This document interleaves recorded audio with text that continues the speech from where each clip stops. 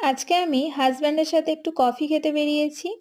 ইউনিভার্সিটিতে একটা automatic coffee machine আছে, যেটাতে পার কাপ 50 সেন্ট করে লাগে। তো এখানে আমরা 2 ইউরো দিয়েছি। আর পাশে এখানে চা, কফি, বিভিন্ন স্যুপের ভ্যারাইটিগুলো আছে। আর পাশে বাটনগুলো আছে। তো আপনি যেটা খাবেন সেই বাটনটা প্রেস করলে তো কফি বা চা সমেত সেই কাপটা এসে যাবে। পাশে এখানে স্ন্যাক্স আছে, যেমন চকলেটস, বাদাম এগুলো আছে। তো এখানে আমাদের বাকি ব্যালেন্সটা ফেরত দিয়ে দিল। আর এখানে চাটাও এসে গেল। তো ও একটা লিপটনের গ্রিন টি নিয়েছিল, আর আমি একটা হট চকলেট নিয়েছিলাম। তো হট চকলেটের পাশে যে বাটনটা আছে ওটা আমি প্রেস করেছিলাম।